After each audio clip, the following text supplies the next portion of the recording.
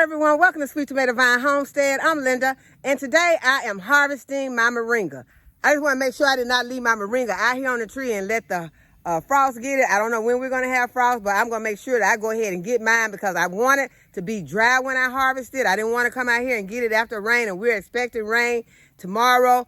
So I'm going to go ahead, I'm going to harvest the moringa. But someone asked, how do you plan to harvest moringa on trees that are over 12 feet tall? I could stand out here and try to harvest each one of these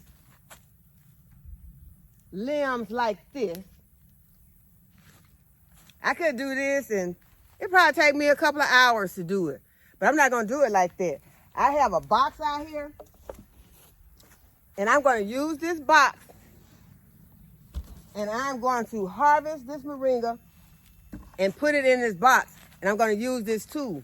Because the fact is that moringa is not hardy in my area. Moringa usually is taken out by the frost.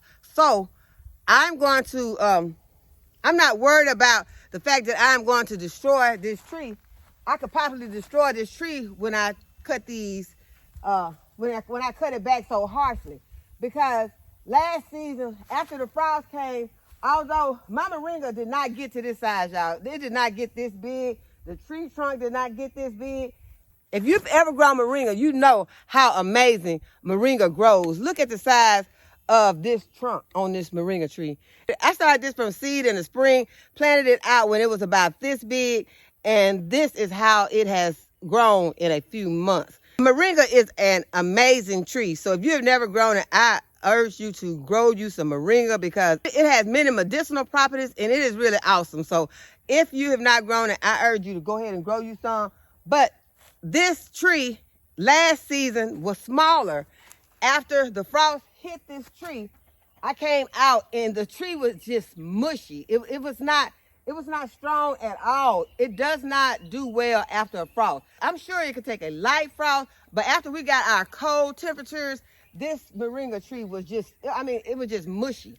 So I have seen other growers who grow it in climates that have a warmer winter, and their tree, they cut it back, and their tree will come back and continue to grow the next summer and grow even larger. But that has not been the case with the moringa in my area. I would not cut this all the way back because it has gotten bigger and it has gotten stronger than it has gotten in previous years. So I am going to go ahead. I'm going to leave this trunk in the ground, but all of this other, I'm going to be harvesting it off. Usually I don't usually see a lot of pests on my moringa, but I just saw one. It was a spider, a black spider that I just saw on my moringa tree. And usually I don't see a lot of pests going to this. Right now, I don't see anything else, but that one black spider was on this tree. So I'm going to be keeping a close eye on it. I'm gonna look these leaves over carefully because I'm not used to seeing any pests. Usually this moringa is pretty pest resistant. It is pretty pest resistant. You don't see anything eating on it. Now, it might get some yellowing leaves from the sun when the sun gets really, really hot. Sometimes you get a few yellowing leaves on there. But as far as pests and diseases, I don't notice a lot of that on this tree. I'll show you what I do with my moringa once it's dry. After taking a closer look at this tree right here, I decided I'm gonna go ahead and use these loppers and get a lot of these branches off. But for those big ones in the center, I'll use my electric hand saw.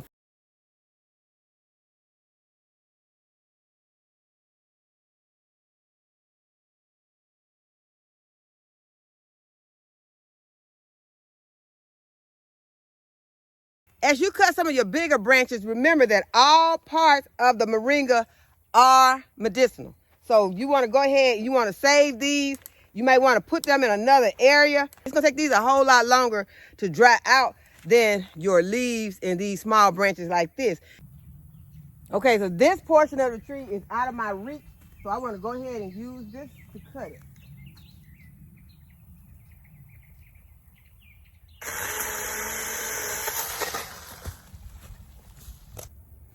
And this tree was about to do something. This tree has started doing something that I have never had to happen on one of my trees before, and it was making flowers.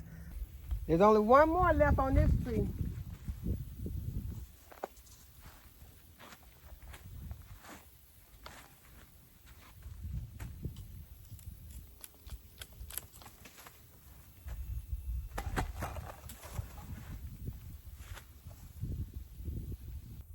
Okay, so now I'll leave the few leaves that are on this tree to photosynthesize, just in case this tree is not through for this season. It's gonna be easier to harvest this one because we only have 2 trunks. So I'm gonna be able to just cut both of those trunks and harvest all this moringa.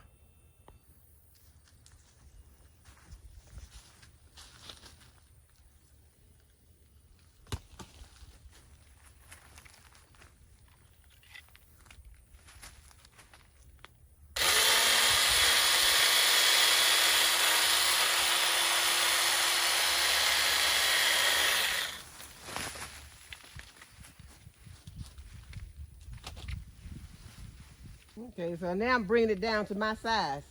And then I can harvest these limbs off of the trunk.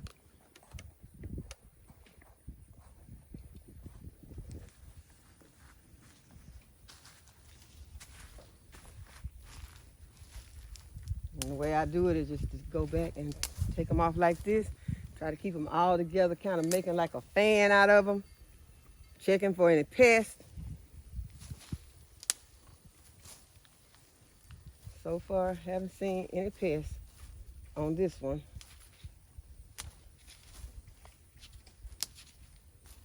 If you catch them right here where they meet the trunk, they'll be easy to snap off. But if you try to break them, they'll be, it's harder to get them off. Okay, I was trying to see, is this, oh, that was just a yellowing leaf. I thought maybe I had some flowers on this one. I don't see any flowers on this tree yet.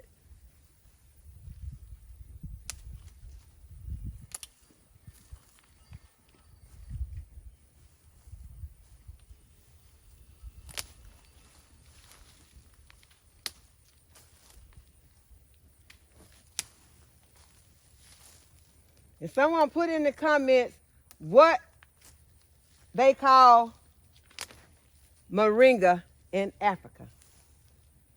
Y'all see if anybody can beat Diva Jones telling me what they call moringa in Africa.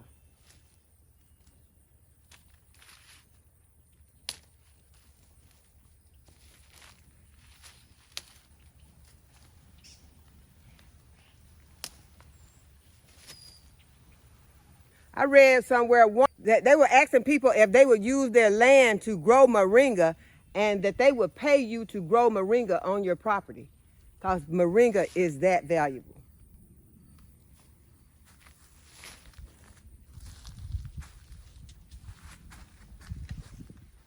So we're going for trunk number 2.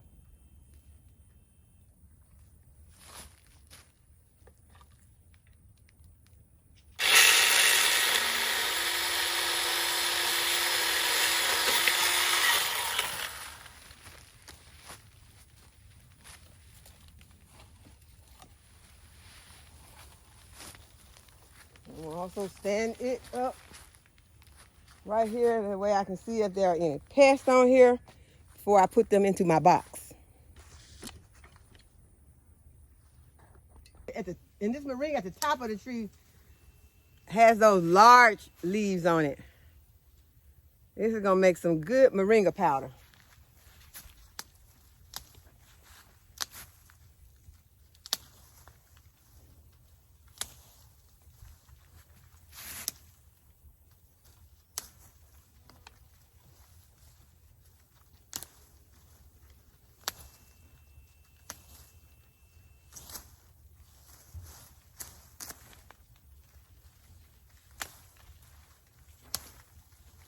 And just like the other tree, I left some of the leaves on it so that they can photosynthesize and produce more leaves, just in case the weather stays like it's been the earlier part of this month.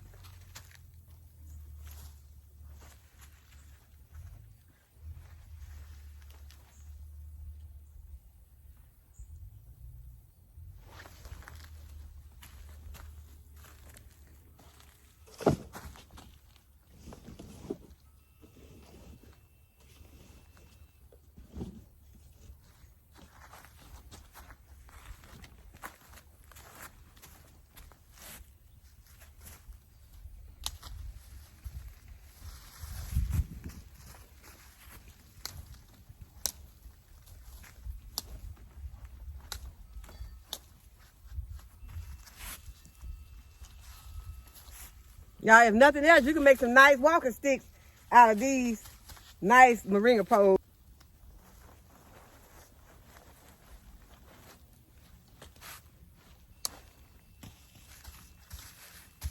Okay, I had a big leaf fall off over here. I'm gonna get it. You can see the size of these trunks. I can't leave these leaves behind. Okay, I got one more tree to harvest. I'm gonna go ahead and cut this one trunk.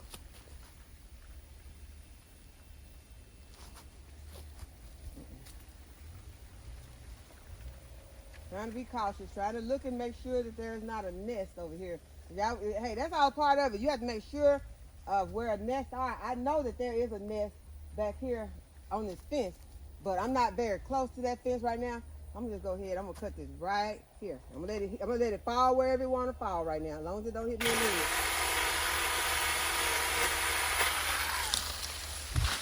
head. Okay, so we got the moringa.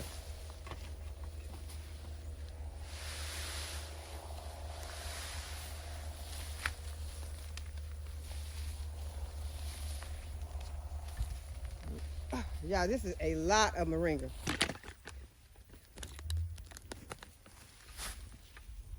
I'm gonna have to remove some of these limbs before I leave this area, because this one's big.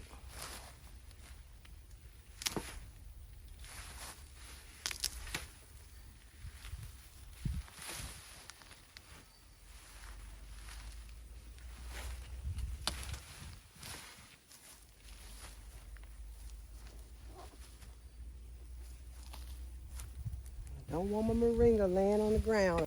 Push it down in here really good. I hope this shot stays right. I want to just go ahead and get this down in here, pushed in, so that I can have enough room to get the rest of this moringa into this box. And then I'll spread it out later. Okay, so this is my moringa harvest, and I'm going to go ahead and take it inside where I'll be spreading it out and letting it dry. But I'm also going to show you how I use the moringa that I already have dried inside the house. Okay, now this is my moringa harvest all laid out. Okay, now I'm going to weigh my moringa to see how much I have. I'm just going to put it on my bathroom scale and let it sit. I'm going to remove the moringa from the scale, and the weight should be on there. Okay, so it is 148 pounds. This is how I'm going to be drying my moringa. During the growing season, I have been harvesting my moringa and other herbs and putting it in this herb drying rack. Now, since the herbs are dry, including my moringa, I am going to take I got a coffee grinder. I stick my coffee grinder inside of this bag so that I won't waste a lot of the herbs out, and then I'll fill the coffee grinder as full as I can get it. You're gonna have some leaves, and you're gonna have some stems, and I just go ahead and grind it up in my coffee grinder. Try to get it all in. Push your lid down here and plug in your grinder and start it. And stand back so that you won't inhale none of the powder.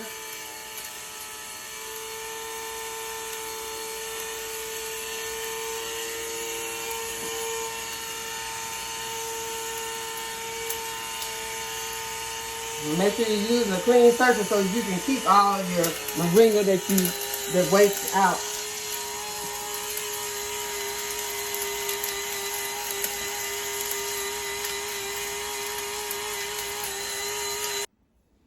Okay, and once you got them grinded up really good, you want to get them where you can pour them. What I'm going to be using this for is to make some capsules. And so I'm going to pour my powder into this container. And if you have any big pieces in there that don't grind up real well, you can put them back into your coffee grinder.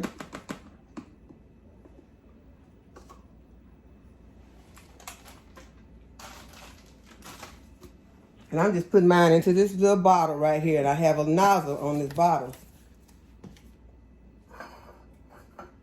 And this is what I be placing them in. As I told you all before, I am out of my Moringa capsules. And I ordered these. You can get vegetarian or vegan capsules. You can order these online. And they come to, this one was 1,000 in a pack. And the ones I got today, I think they're going to be 500 in the pack. So you want to get one of your veggie caps. And this just means that they won't have any gelatin or any animal products in it. And then put your nozzle into your capsule and just fill it up.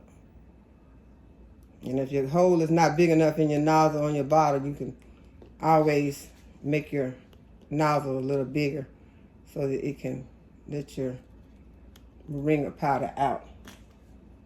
And then you just take your other end of the capsule and place it on, and you got your own moringa gel caps. And I store them in a bottle like this. And I have my label maker right here. I made my label.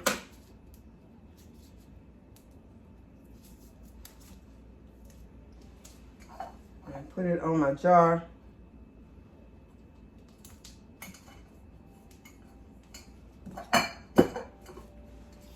And this is how I will be storing my moringa capsules in this jar.